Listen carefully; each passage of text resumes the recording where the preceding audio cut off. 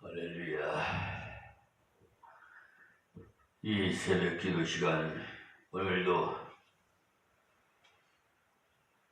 하나님의 말씀 마태복음 강의 설교로 8장 3절 말씀부터 드리겠습니다.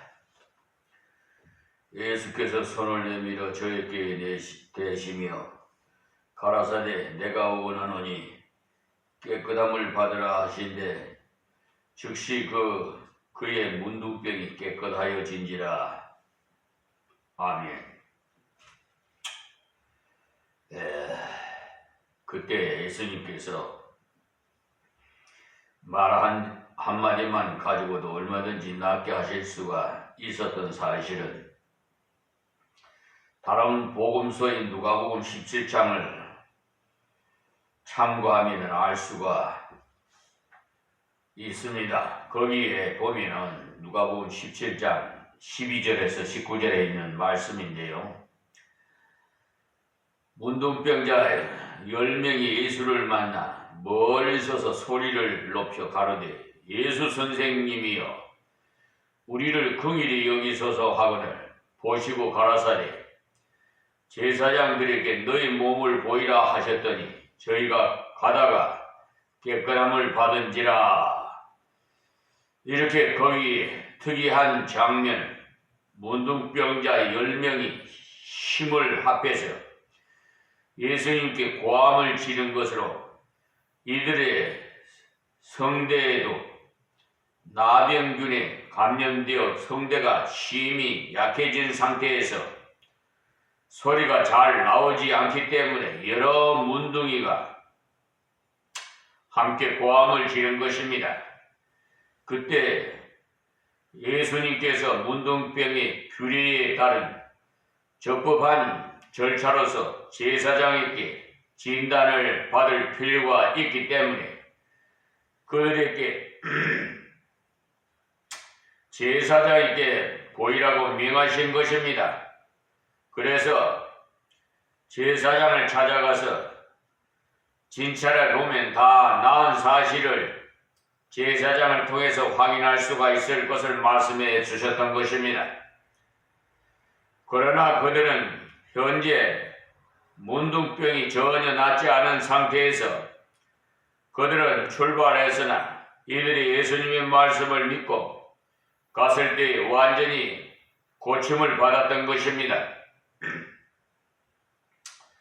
그러니 이때 예수님께서는 전혀 손을 대거나 무슨 일을 하지 않으시고 단지 이들에게 말씀만 하셨는데도 이들이 그 말씀만 믿고 가는 중에 다 나은 사실을 발견했으나 그 중에 한 사람만 자기의 나은 것을 보고 제사장에게로 가던 길을 돌이켜서 먼저 예수님께로 달려와 엎드려 살해하는데 그는 사마리아인이라 했습니다. 그래서 예수님께서 나머지 9명이 오지 않은 사실을 보고 하시는 말씀이 누가복음 17장 15절에서 18절의 말씀을 보십시오. 10사람이 다 깨끗함을 받지 아니하였느냐? 그 9은 어디 있느냐? 이방인 외에는 하나님께 영광을 돌리려 돌아온 자가 없느냐? 이렇게 말씀하셨어요. 거기에서 바로 유대인이 개와 같이 여기는 혼혈족인 사마리아 여인만이 그 사람만 하나님의 그 은혜를 바로 깨달았던 것입니다. 그러니까 거기서는 예수님께서 단순하게 말씀하심으로 10명을 한꺼번에 다 낫게 하신 것입니다. 여기서는 예수님께서 손을 내밀어 저에게 대시며 그러니 그 환자에게 손을 내밀어 직접 상처 부위에다가 대셨다는 건데 그리고는 말씀하시기를 내가 원하노니 깨끗함을 받으라 이렇게 하시자 그 자리에서 즉시 깨끗하게 나았다는 것입니다.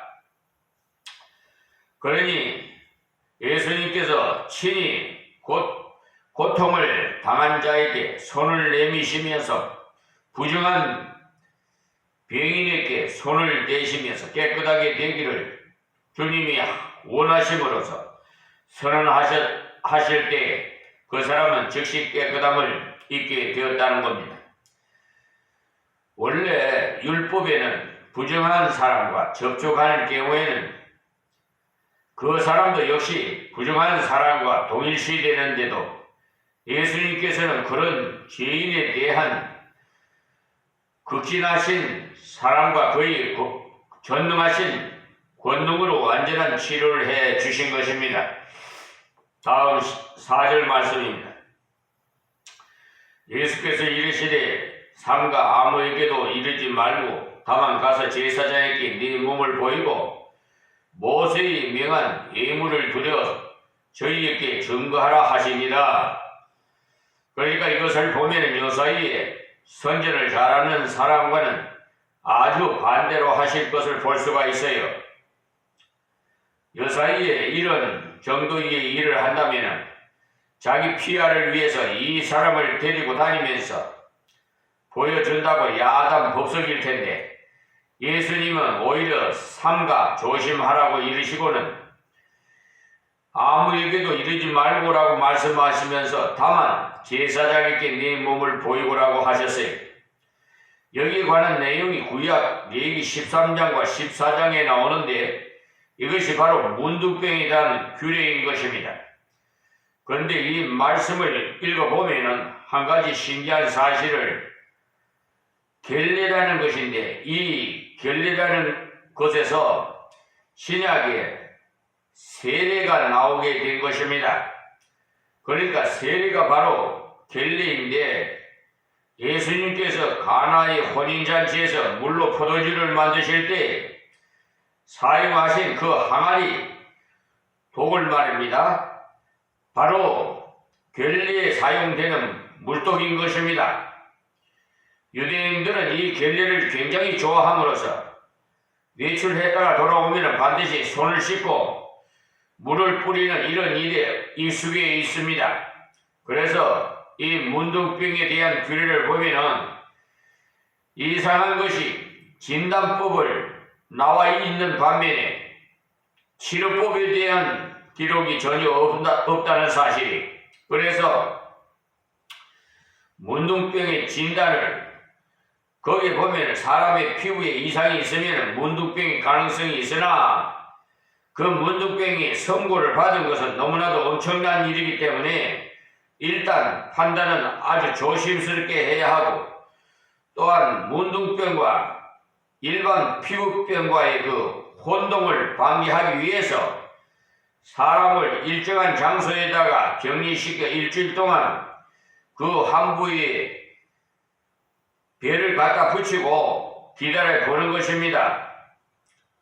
그래서 일주일을 경과한 뒤에 병이 퍼졌으면 일단 문둥병으로 인정하고 퍼지지 않고 그대로 있을 경우에 그것은 일종의 피부병으로 보는데도 일주일을 더 살펴본 후에 그래도 아주 이상이 없으면 정결하다 하고 돌려보내는 것입니다. 그러나 환부에서 병이 퍼짐으로써 문둥병으로 확인되면은 그 사람은 부정한 사람으로 여겨서 더 이상 다른 사람과 동거할 수 없도록 그가 속해 있던 사회로부터 진 밖으로 추방되어 격리 수용되는 것입니다. 이와 같이 문둥병의 모든 진단과 과정은 의사가 아닌 제사장이 맡아서 하는 것입니다. 그 다음에 문둥병이 치료돼서 나았을 경우도 그 병이 나은 확인을 제사장이 재검진에 의해서 다시 하는데 일정 기간 무엇을 붙여보고는 정말 나았다고 인정되면 그때 정격해 되는 예식을 행합니다. 그러니까 이것을 보고 분명히 알 수 있는 것은 하나님께서 이 문둥병을 하나의 병으로만 취급하기 위함이 아니라 우리의 부정함, 죄악을 말합니다. 곧 자범죄를 상징하여서 나타내려 하는 것입니다. 그리고 거기 보면은 산모를 위한 법으로 산혈에 관한 내용이 또 나오는데요. 여자가 아이를 낳으면 일주일간은 부정한 상태에 있게 되는 것을 말함으로써 그것은 곧 원천적인 원죄를 나타내는 것입니다. 그러니까 이 문둥병에 관한 규례, 자범죄에 대한 내용으로 문둥병 자체가 전염병이듯이 우리 개개인의 죄악도 역시 전염성이 있음을 암시해 주는 것입니다. 그런데 여기 문둥병의 규례를 보시면 진찰법과 그리고 정결법은 나와 있어도 어떻게 하면 낫는다고 하는 치료법은 제시하지 않은 것이 특이한 사실입니다.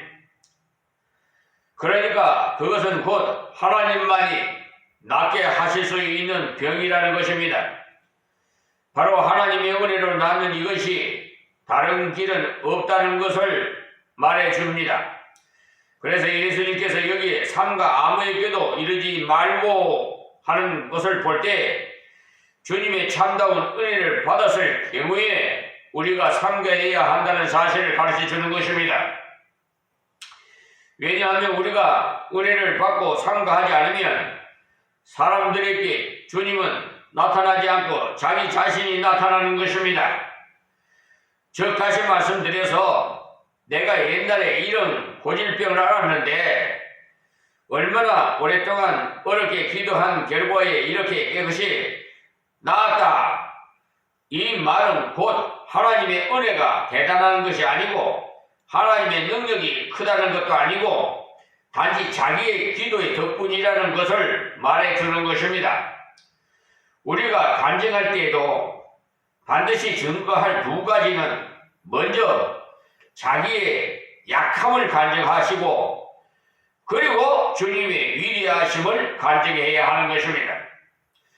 어떤 사람은 내가 이렇게 매달렸더니 이라는 식으로 하는 것은 바로 대단한 신념을 가진 자기를 부각시키는 것으로서 이런 말은 절대 간증할 때 내세는 안 되는 것입니다. 이와 같은 것은 하나님께서 보실 때 아무것도 아닌 누더기와 같은 것입니다.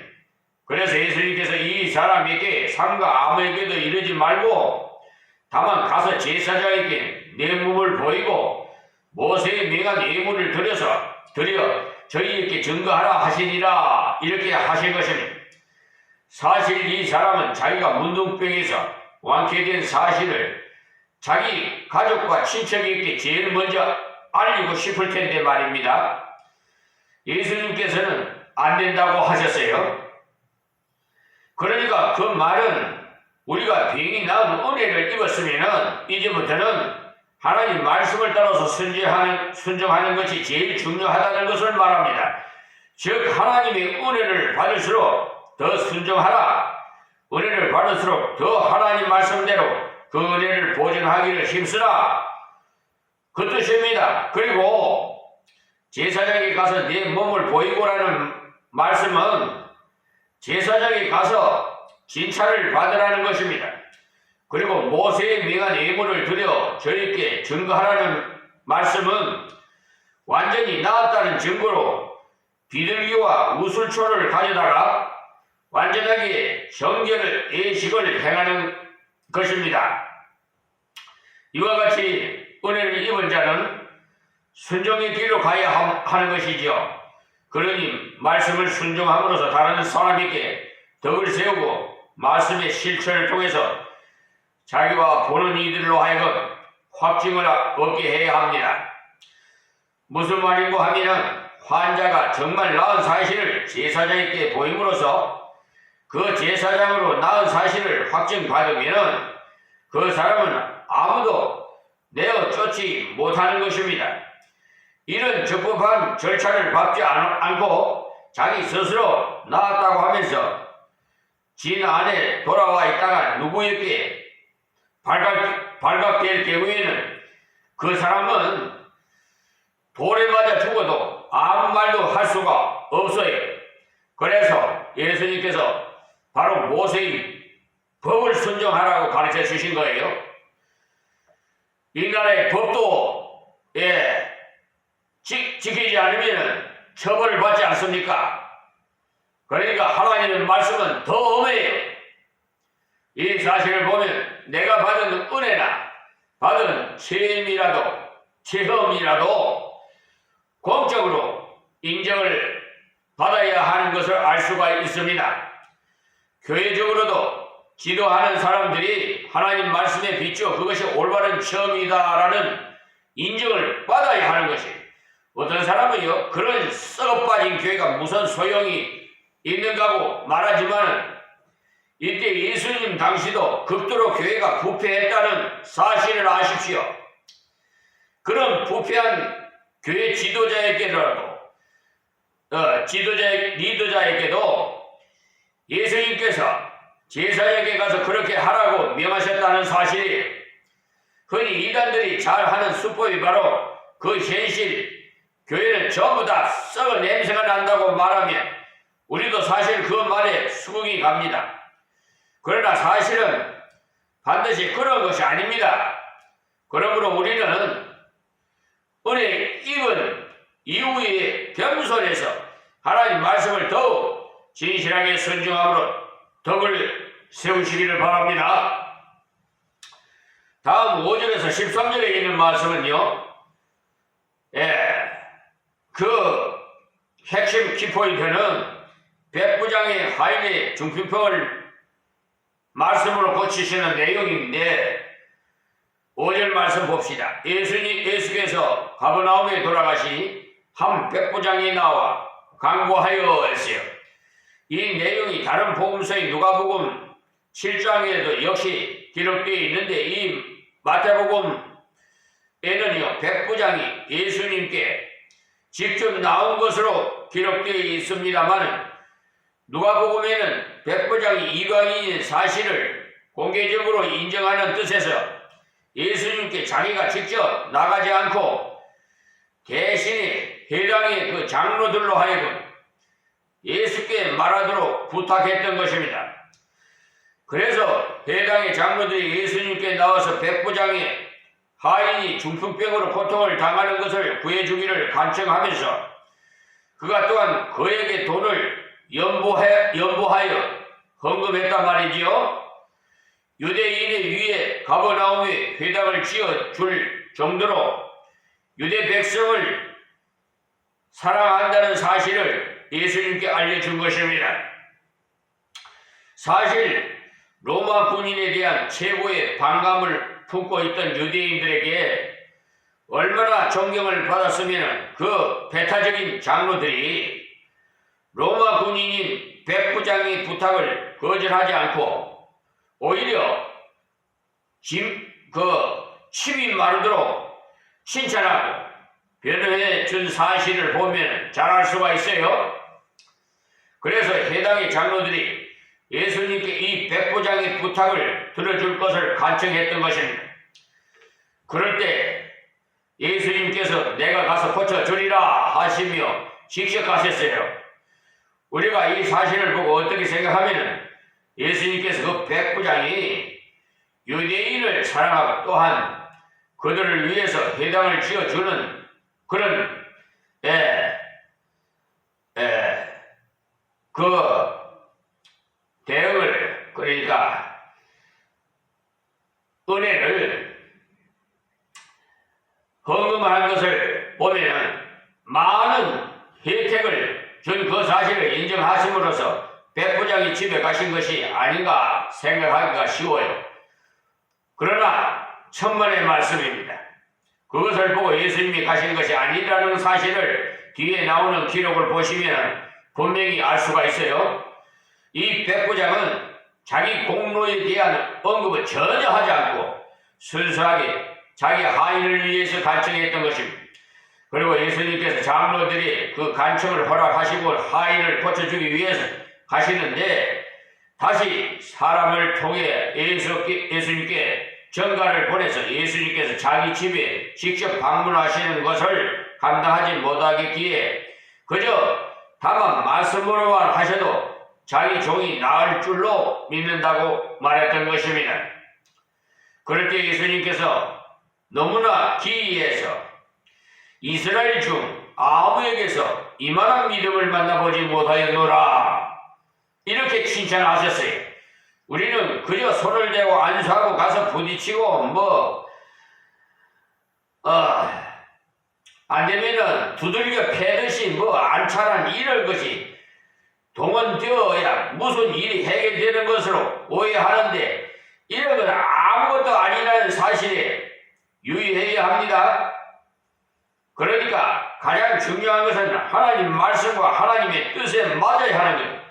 그러므로 이 백부장의 신앙이 정말 귀하다는 것을 알 수가 있어요.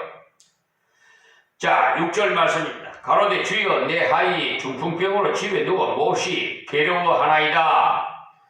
그러니까 이 당시에 하인은 사실 물건 정도로 밖에 취급받지 못한 때인데도 불구하고 이 백부장 자기 지위에 전혀 생각지도 않고 오직 자기 하인을 위해서 그의 문제를 갖고 예수님께 나와서 주여 내 하인이 중풍병으로 집에 누워 몹시 괴로워하나이다.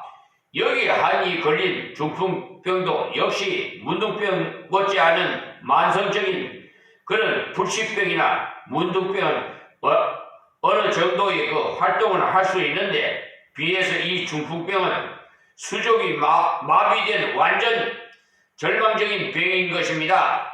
그런데 이런 하인의 병 문제를 갖고 나온 사실에 중요한 것은요, 내 하인이 병이 들었나이다 하는 이것이 중요한 게 아니고 지위도 있고 돈도 있고 어느 정도의 권력도 있는 백부장이지만은 지금 하인의 문제에 있어서 자기는 아무것도 할 수 없는 자기의 전적 무능을 예수님께 실토함으로써 이 백부장은 자기의 무능을 예수님께 갖고 나왔다는 사실인 것입니다.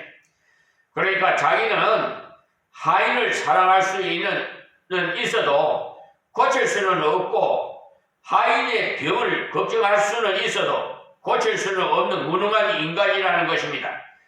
이 백부장이 얼마나 바르게 깨달았는지 예수님의 칭찬을 보면은요 알 수가 있죠. 여기 이방인인 백부장이 자기 하인의 병을 위해서 예수님께 나온 것은 바로 그의 겸손과 사랑을 인해서 예수님 앞에 나오게 된 것입니다. 이 백부장의 겸손을 어디서 찾을 수가 있는가 하면 자기 하인을 위해서 자기로서는 아무것도 할 수 없고 손을 댈 수 없는 무능을 인정하고요. 예수님께 나왔다는 사실. 지금도 우리가 흔히 무슨 은혜를 받았다, 영역을 받았다 하는 사람들이 잘못하면 자기는 한계가 없이 모든 능력을 다 갖고 있는 양 그렇게 생각하는 것을 위험한 것입니다. 이 사람은 자기 무능을 바로 알고 있는 사람이에요. 이 백부장이 말이에요. 자, 7절 말씀 가라사대 내가 가서 고쳐주리라. 예수님께서 이 백부장의 겸손과 그리고 그의 하인에 대한 사랑을 귀히 보시고 그의 간청을 쾌히 승낙했던 것입니다. 그가 이방인인데도 보통 물건 정도로 취급을 받는 종을 위해서 직접 나온 사실이 참으로 귀하다는 것. 그것은 바로 한 사람의 영혼을 정말 귀히 여겼다는 것. 그래서 예수님께서 가서 고쳐주리라 이렇게 말씀해 주신 것입니다. 그런데 백부장이 무슨 말을 하는지 한번 들어봅시다. 자, 8절이에요. 백부장이 대답하여 가로되 주여 내 집에 들어오시면 나는 감당치 못하겠사오니 다만 말씀으로 하옵소서. 그러면 내 하인이 낫겠사옵나이다. 그런데 여기에서 한 가지 발견할 수 있는 것은요, 하나님께서 은혜를 주심으로 예수님을 바로 만난 사람은 거의 다 이와 같은 고백을 했다는 사실을 아십시오. 누가복음 5장에도 보면은 이와 같은 베드로의 고백을 볼 수가 있어요. 예수님께서 갈릴리로 오시는 도중에 몇몇 제자들에게 자기를 따르라고 말씀하셨으나 이때는 아직 주님의 제자직을 공식적으로 수행하지 않고 일상적인 평범한 생활 속에서 자기 직업인 어부직에 종사하고 있을 그때 노련한 어부 베드로가 밤이 맞도록 고기 잡기를 했으나 헛수고하고 이제 날이 밝아서 그물을 씻고 집에 돌아가려고 하는데 예수님께 찾아오셔서 그 배에 올라 앉으시고는 베드로에게 배를 조금 띄우라고 요청하신 후에 무리들을 가르치고자 하셨는데 이때 예수님께서 베드로에게 배를 육지에서 조금 띄우도록 요청하신 이유는 그때 많은 무리들은 오늘날과도 마찬가지로 주님의 그 치료의 기적을 통해서 자기의 병을 고치기 위한 목적으로 수단과 방법을 가리지 않고 주님께 접근해 왔기 때문에 이때도 주님은 가장 중요한 천국 복음을 효과적으로 접하기 위해서 무리들을 좀 떼어놓을 필요가 있었기 때문입니다. 그때 갈릴리 해변은요, 복음을 전하기에 아주 특별한 장소였는데 경기장의 관람석과 유사한 마치 스탠드처럼 언덕의 해변을 따라서 정연하게 앉거나 서거나 할 수 있었던 것입니다. 야구장 같이 말이에요. 저 체육관 같이 운동장에 뭐 축구 경기장이나 이런 데 보면 그렇게 되어 있듯이 말이에요. 이때 갈릴리의 베테랑급 어부인 그 베드로의 심정은요, 밤새도록 고기 한 마리도 못 잡은 허탈감과 그리고 하필 이런 부끄러운 장면을 주님에 의해서 목격됨으로써 여러가지 찹찹한 혀가 잘 안 들어가니 찹찹한 그런 심정에 사로잡혀 있었을 것입니다. 이때 베드로는 예수님과 최초의 대면이 아니고 이미 요한복음 1장에서 형제 안드로의 그 전도를 받아서 예수님에 의해서 베드로라는 명칭도 부여받았으나 다시 또 업으로 돌아가서 생활한 사실을 보면은 베드로가 주님의 부르심에 단번에 순종해서 따르지 않았던 것을 알 수가 있습니다. 우리는 베드로에 관한 결과만 보고 그는 예수님의 수지자로 오순절에 3,000명, 5,000명을 회개시킨 놀라운 지도자로만 인식하는데요. 사실 베드로도 많은 시행착오를 경험한 끝에 주님을 따르게 되었다는 사실을 아십시오. 만일에 그가 처음부터 완벽하게 하나님께 굴복한 종교적인 천재라면 우리와 같은 부족한 사람은 아예 포기해야 하겠으나 베드로도 역시 가다가 돌아서고 가다가 또 돌아서는 그런 과정을 거쳐서 결국은 주님의 은혜에 의해서 반석이 된 것입니다. 그래서 예수님께서 말씀을 마치신 후에 베드로에게 깊은 곳으로 가서 그물을 던지라 이렇게 말씀하셨어요. 사실 갈릴리의 어부로서 타의 추종을 불허하는 경험이 풍부한 노련한 어부로서 전혀 어부로서의 경험이 전무한 주님의 말씀에 복종하기라는 그리 쉽지 않습니다. 그러나 베드로는 전날에도 예수님과의 만남을 통해서 그가 위대하신 하나님의 아들이시고 그 안에 있는 은혜가 모든 것을 다스린다는 사실을 어렴풋이나마 알고 있었던 까닭에 자신은 밤새 아무것도 잡지 못했으나 말씀에 의지하여 그물을 내리겠다고 하고는 그물을 탁 던졌는데 그물이 찢어질 정도로 고기가 많이 잡혀서 끌어올리기가 어려워서 동료를 불러가지고 함께 끌어올리니까 2배에 가득 차서 그 배가 잠길 정도가 되었더라고 했어요. 그러나 사실은 그물을 한번 던져서 배에 고기가 가득 차는 만선이 되는 그런 경우는 없어요. 보통 고기가 들어갈 그물의 용량이 여러 번 던져서 배에 채우도록 되어 있는 것을 보면은 이것은 완전한 기적인 것입니다. 그것이 그러니까 이 사건은 주님의 능력은 고기를 잡는 일조차도 다스린다는 사실을 드러내는 것입니다. 그런데 이때 베드로는 주님께 엎드려서 뭐라고 했어요? 주여, 나를 떠나소서, 나는 죄인이로소이다. 이렇게 고백을 하죠. 사실 우리가 인간적으로 생각하면은 이런 기적의 순간을 포착할 경우에 주님께 고기 잡는 비법을 터득하기 위해 종종 오셔서 가르쳐 달라고 부탁하면은 수지가 맞을 것이라는 그런 생각을 하기가 쉬울 것입니다.